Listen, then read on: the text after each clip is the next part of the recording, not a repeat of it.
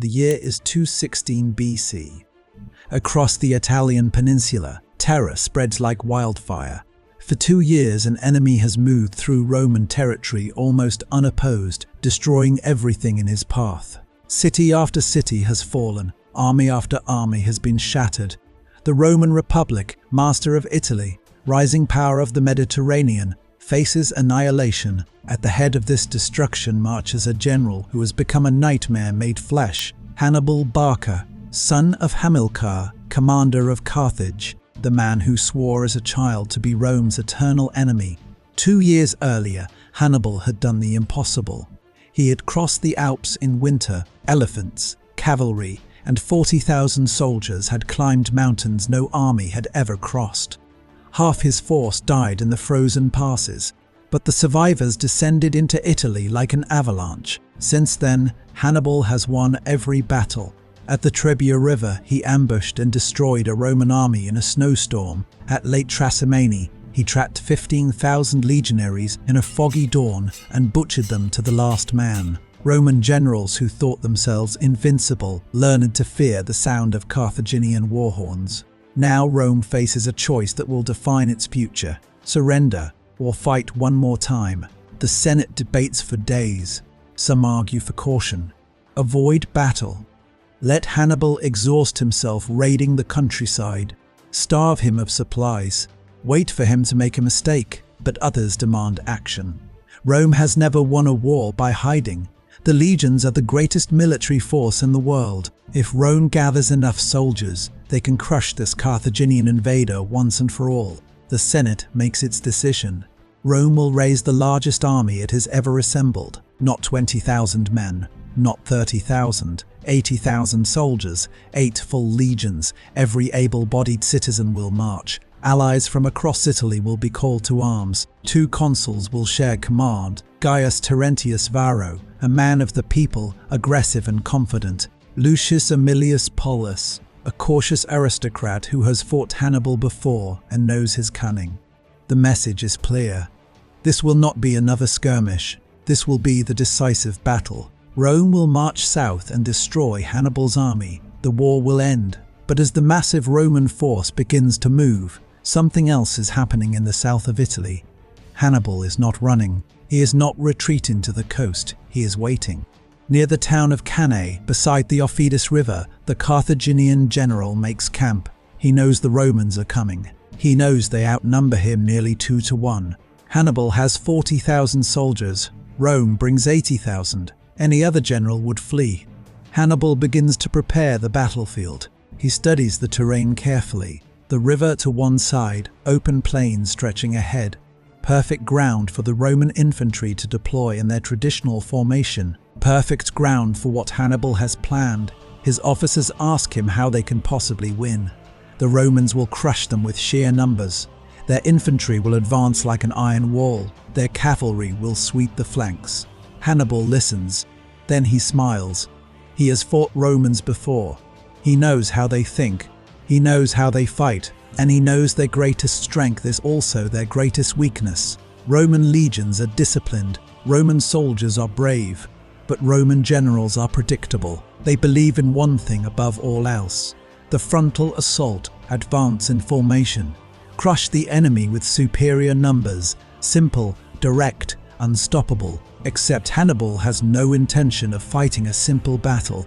He begins arranging his forces in a formation the Romans have never seen, a formation that will turn their own strength against them. As August heat settles over southern Italy, 2 armies prepare to collide.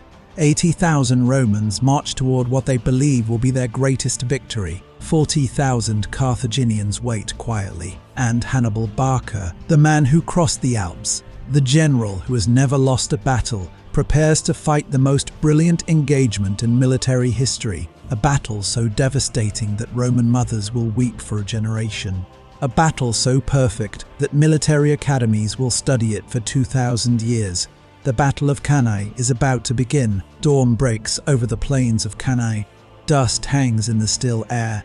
The Aufidus River glitters in the early light, its waters slow and muddy in the summer heat. On one side of the field stands the Roman army. 80,000 men arranged in perfect formation.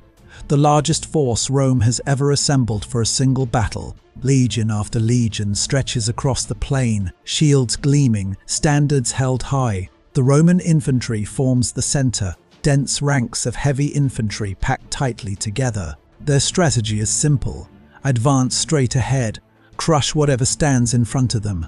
The sheer weight of numbers will do the rest. On the flanks ride the cavalry, Roman horsemen to the right, allied Italian cavalry to the left. Their job is to sweep aside the Carthaginian horsemen and then attack the enemy from behind. Standing among the ranks are two consuls, Varro, eager for glory, confident that today Rome will finally destroy Hannibal. Paulus, more cautious, remembering the defeats at Trebia and Trasimene, knowing that Hannibal is dangerous. But even Paulus cannot argue with the numbers. 80,000 Romans against 40,000 Carthaginians. The math is undeniable. Across the field, Hannibal's army waits. To Roman eyes, the Carthaginian formation looks strange. The center is made of Gallic and Spanish infantry, brave warriors but lightly armored. They form a curved line that bulges forward toward the Romans like a crescent moon. Behind them, hidden from view, stand Hannibal's African veterans, heavy infantry with Roman equipment taken from previous victories, disciplined, deadly, waiting. On the flanks, Hannibal places his cavalry, Numidian horsemen on the right, fast, mobile, masters of hit-and-run tactics, heavy Spanish and Gallic cavalry on the left, shock troops designed to smash through enemy lines. Hannibal himself rides along his formations. He does not give a speech. His men have fought with him for years. They crossed the Alps together. They defeated Rome at Trebia and Trasimene. They trust him completely. He simply tells them one thing: today we destroy Rome's army. Not defeat it, destroy it. The battle begins not with infantry, but with cavalry. On the Roman right, the allied Italian horsemen advance toward the Numidian light cavalry. The Numidians do what they do best. They skirmish, throw javelins, retreat, advance again. The Italian cavalry chases them, frustrated, drawn away from the main battle. On the Roman left, something very different happens. The heavy Spanish and Gallic cavalry charge directly into the Roman horsemen. The collision is brutal. Roman cavalry are not as skilled as their infantry. The Carthaginian shock troops smash into them with overwhelming force. The fighting is savage and short. Within minutes, the Roman cavalry breaks. They flee the field. Now the Carthaginian heavy cavalry does something unexpected. Instead of chasing the fleeing Romans, they wheel around. They ride behind the entire battlefield. They attack the Italian cavalry from behind. The Italian horsemen are caught between two forces. Numidians in front, heavy cavalry behind. They panic. They scatter. In less than an hour, Hannibal has won complete control of the flanks. Both Roman cavalry wings are destroyed or fleeing. The Roman infantry stands alone. But the legionaries do not know this yet. They are focused on what is ahead of them. The Carthaginian center. The Roman infantry begins its advance. 80,000 men moving forward like a tidal wave. Shields locked. Javelins ready. Swords drawn. They march toward the bulging Carthaginian line with absolute confidence. This is what Roman legions do. This is how Rome wins battles. The Gallic and Spanish warriors in Hannibal's center brace themselves. They know what is coming. They know they cannot stop it. But that is not their job. The Roman wave crashes into them. The sound of the collision echoes across the plain. Metal on metal. Shields slamming. Men shouting and dying. The Carthaginian center begins to give ground. Slowly at first, then faster. The Romans push forward, confident now, sensing victory. The curved Carthaginian line starts to bend backward. The crescent shape begins to flatten. The Romans press harder, pouring more men into the center. From a distance, it looks like the Carthaginian army is collapsing. The Roman consuls see it. They order more troops forward, crush the center, break through. Victory is within reach.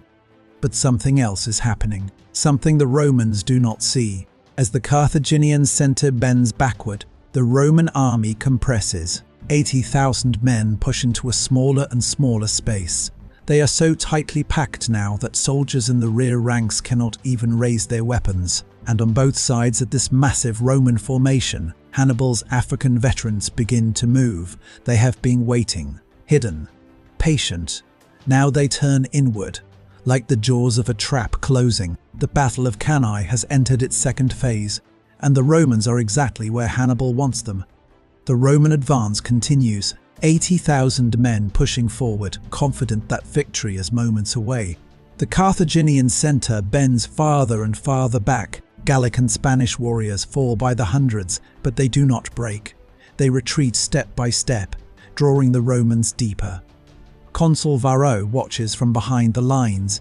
He sees the enemy center collapsing. He sees his legions pressing forward relentlessly. This is it. One more push, and Hannibal's army will shatter. He orders the rear ranks to move up. More men, more pressure. Finish them. But Consul Paulus, fighting near the front, begins to sense something is wrong. The Carthaginian center is bending, yes, but it is not breaking. The enemy soldiers are not panicking. They are fighting an organized retreat, disciplined, controlled. And where is the Carthaginian cavalry? Paulus tries to look beyond the mass of struggling infantry. Dust and chaos make it hard to see. But somewhere in the distance, he hears something that makes his blood run cold. Hoofbeats, thousands of them, coming from behind. The Carthaginian heavy cavalry has completed its sweep around the battlefield. After destroying both Roman cavalry wings, they have ridden in a wide arc. Now they appear behind the Roman infantry, behind 80,000 men who are entirely focused on the battle ahead. The cavalry charge hits the rear of the Roman formation like a hammer. Legionaries in the back ranks have no warning. One moment they are waiting to push forward. The next, Carthaginian horsemen are crashing into them from behind. Spears thrust downward, swords slash. Panic spreads instantly. Roman soldiers try to turn around, but they are packed too tightly. There is no room to maneuver, no space to form a defensive line. Men stumble over each other. Orders are shouted but cannot be heard over the chaos. And then the second part of Hannibal's trap springs. On both flanks of the Roman formation, the African veterans advance. These are not lightly armored Gauls or Spaniards. These are Hannibal's best soldiers. Veterans of a dozen battles. Equipped with Roman armor and weapons taken from previous victories, they move inward like the closing of a vice. They strike the exposed sides of the Roman formation. The legionaries try to respond. Officers shout commands. Some units manage to turn and face the new threat, but the formation is already compressed from the center push. There is no room to redeploy, no space to maneuver. The African infantry hit the Roman flanks with devastating force. Their long spears punch through shields. Their swords find gaps in armor. Roman soldiers who were trained to fight in formation find themselves crushed together so tightly they cannot raise their weapons. Now the Romans are being attacked from three sides. The Carthaginian center still holds in front. The African veterans press from both flanks. The cavalry slaughters from behind. The realization spreads through the Roman ranks. They are surrounded. Completely. 80,000 men trapped in a shrinking pocket of death.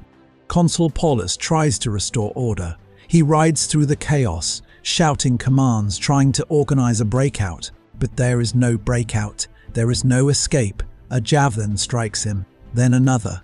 The consul falls from his horse. His bodyguards form a circle around him, fighting desperately. One by one they die. Finally, Paulus himself is cut down. The Roman army is now leaderless. Varro, the other consul, realizes the battle is lost. He flees with a small group of cavalry. They break through the Carthaginian lines and escape. But for the vast majority of the Roman army, there is no escape. The Carthaginians tighten the circle. The pocket grows smaller. Romans who try to run are cut down. Those who stand and fight are overwhelmed. Some legionaries throw down their weapons and beg for mercy. Hannibal's soldiers show none. This is not a battle anymore. This is slaughter. The afternoon sun beats down on the plain. The ground becomes slick with blood. Bodies pile so high that soldiers must climb over the dead to reach the living. Still, the killing continues. Roman soldiers try to form defensive squares. They are crushed. Some attempt to fight their way to the river. They are surrounded and destroyed. A few thousand manage to retreat to a nearby town. They will surrender the next day. As the sun begins to set, the battlefield falls quiet.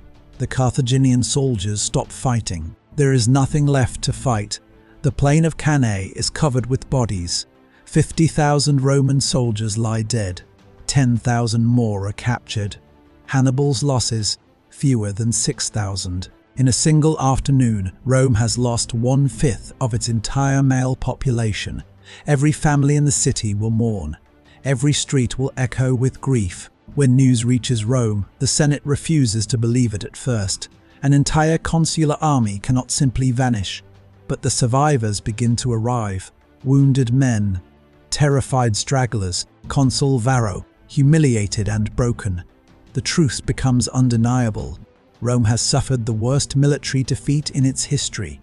Hannibal Barca has not simply won a battle, he has annihilated an army. In the aftermath of Cannae, silence falls over Rome, not the silence of peace, the silence of shock, of grief, of terror. The streets that once echoed with confidence now fill with weeping. Mothers mourn sons who will never return.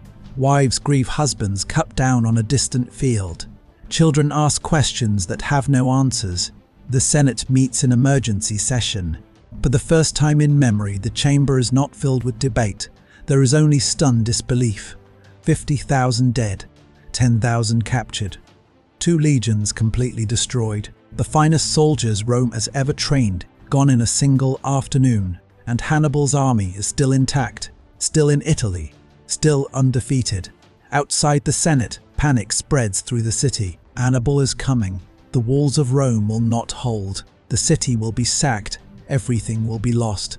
Families begin to flee. Some pack their belongings and head north. Others barricade themselves in their homes. Merchants hide their valuables. Temples fill with people praying for deliverance. But inside the Senate chamber, something unexpected happens. An old senator stands, Quintus Fabius Maximus, a man who has fought Hannibal before and survived, a man who advocated caution when others demanded glory. He speaks quietly, but every word carries weight. Rome is not defeated, he says. One battle does not end a war. Hannibal may have destroyed an army, but he has not conquered a republic. The city still stands. The walls are strong. Allies across Italy remain loyal. More legions can be raised. But, Fabius warns, Rome must change how it fights. No more massive armies marching into open battle. No more predictable tactics. Hannibal has proven he can defeat any Roman force that meets him head-on. So Rome will not meet him head-on anymore. Fabius proposes a new strategy. Avoid battle. Shadow Hannibal's movements but never engage directly. Attack his supply lines, raid his camps, harass his foragers, deny him resources, starve him slowly, let time become Rome's weapon. Hannibal is far from home. His supply lines stretch across hostile territory. Carthage sends little support. Eventually, the Carthaginian army will weaken. Eventually, Hannibal will have no choice but to leave Italy. The strategy is sound, but it is also humiliating. Rome does not hide from its enemies. Rome does not run from battle. Many senators oppose the plan. They call it cowardice. They demand another army be raised immediately. They want revenge. But Fabius stands firm. Pride, he reminds them, is what led to Cannae. Overconfidence destroyed 2 consuls and 8 legions. If Rome makes the same mistake again, there will be no recovery. Slowly, reluctantly, the Senate agrees. They appoint Fabius as dictator, a temporary position of absolute authority during crisis. His strategy will be implemented. Meanwhile, far to the south, Hannibal faces his own decision. His officers urge him to march on Rome immediately. The city is defenseless. The population is terrified. One more blow and the Republic will collapse. Hannibal, his cavalry commander, reportedly tells him, "You know how to win a battle, Hannibal, but you do not know how to use the victory." Hannibal considers the advice. Then he rejects it. He understands something his officers do not. Rome is not just a city, it is an idea, a system. Destroying the city will not destroy the Republic. Rome's true strength lies in its alliances. Dozens of Italian cities supply troops, resources, and loyalty. As long as those alliances hold, Rome can raise new armies indefinitely. Hannibal's strategy is different. Break the alliances, show the Italian cities that Rome cannot protect them, convince them to switch sides, isolate Rome politically before destroying it militarily. So instead of marching on Rome, Hannibal moves south. He begins a campaign to win over Rome's allies. Some cities surrender immediately, others resist. In the city of Capua, the second largest in Italy, the leadership decides to join Hannibal. It is a massive political victory. Other cities begin to waver, but many remain loyal to Rome, not out of love, out of fear. They remember what Rome does to traitors. They know that even if Hannibal wins battles, Rome never forgets, never forgives, and slowly, carefully, Fabius begins his strategy. Roman armies shadow Hannibal wherever he goes. They do not attack, they watch. When Carthaginian foragers leave camp, Roman soldiers ambush them. When Hannibal's supply trains move, Roman raiders strike.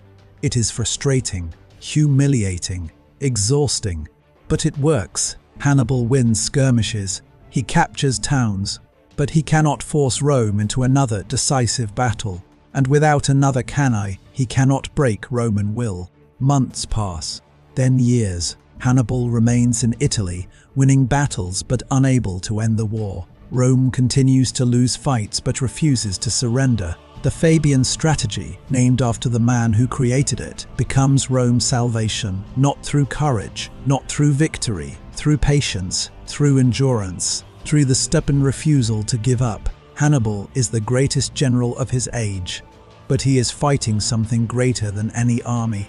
He is fighting an entire system, a republic that can lose 50,000 men and still raise new legions, a society that can suffer defeat after defeat and still refuse to quit. The war will continue for more than a decade. Hannibal will remain in Italy, undefeated in battle, but slowly, inevitably, his position will weaken.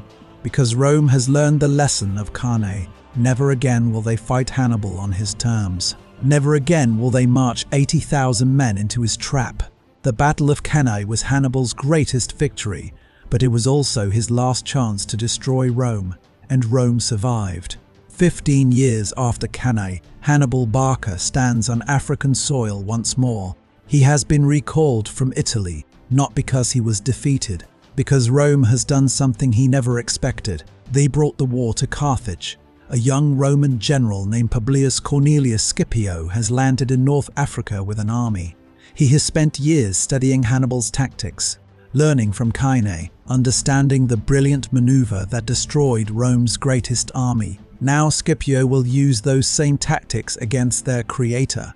At the Battle of Zama in 202 BC, the two generals finally meet. Hannibal commands the Carthaginian army. Scipio leads the Romans.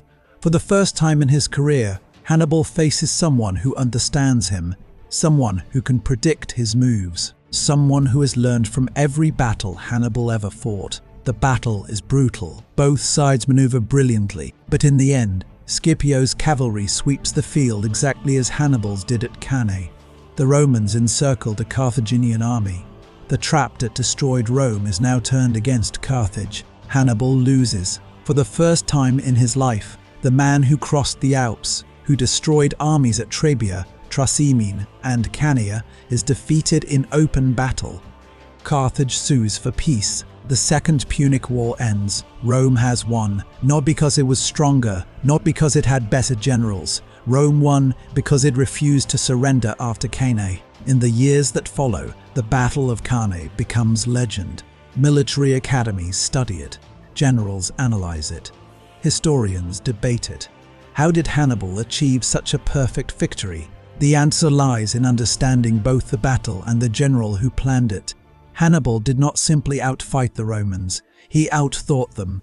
He understood Roman psychology, their confidence in numbers, their belief in frontal assault, their predictable tactics, and he designed a trap specifically for those weaknesses. The crescent formation that bent backward was not a sign of weakness. It was bait. It drew the Romans forward exactly where Hannibal wanted them. The placement of his weakest troops in the center was deliberate. They were meant to give ground, to compress the Roman formation. to create the chaos that would prevent escape. The hidden African veterans on the flanks were the real killing force, waiting, patient, ready to strike when the moment came. And the cavalry sweep was the final piece. By eliminating the Roman horsemen early, Hannibal ensured his cavalry could attack from behind at the critical moment. Every piece of the plan depended on perfect timing. One mistake and the entire strategy would collapse. The center could break too early. The flanking forces could advance too soon. The cavalry could fail to return in time. But Hannibal's soldiers trusted him completely. They had followed him across the Alps. They had fought beside him for years. They executed his plan perfectly, and 80,000 Romans died because of it. But Cannae also teaches another lesson. Winning battles is not the same as winning wars. Hannibal won the greatest tactical victory in military history, yet he lost the war, because Rome understood something Hannibal did not fully appreciate. Wars are not won only on battlefields. They are won through endurance, through alliances, through the willingness to absorb terrible losses and continue fighting. After Cannae, Rome could have surrendered. Any other nation would have. 50,000 dead, the army destroyed, the enemy undefeated and still in their territory. But Rome refused. They raised new legions. They continued the fight. They changed their tactics. They learned from their defeats. And eventually they won. 2,000 years later, the Battle of Cannae remains the gold standard of tactical genius. Every military officer studies it. Every strategist analyzes it. Every general dreams of achieving something similar. The double envelopment, the perfect encirclement, the complete annihilation of a numerically superior force. It has been attempted countless times throughout history. At Tannenberg in 1914, at Kiev in 1941, in battles large and small across every continent. But it has never been replicated as perfectly as it was at Cannae. Hannibal's victory stands alone, a single moment of tactical brilliance so complete that it has echoed through millennia. Yet, the final lesson of Cannae is this: even the most brilliant victory cannot overcome strategic failure. Even the most perfect battle cannot substitute for a flawed war plan. Hannibal destroyed Rome's army, but he could not destroy Rome's will, and in the end, that made all the difference. The Battle of Cannae was fought in 216 BC. 2,000 years later, we still remember Hannibal's name. We still study his tactics. We still marvel at what he achieved on that dusty plain in southern Italy, but we also remember what happened next. Rome survived, Carthage fell, and the republic that refused to surrender after its darkest day went on to conquer the Mediterranean world. Cannae was Hannibal's masterpiece, but Rome's refusal to quit after Cannae was its own kind of victory. A victory of will over tactics, of endurance over genius, of a republic that learned the hardest lesson of all. Sometimes surviving the battle is more important than winning it.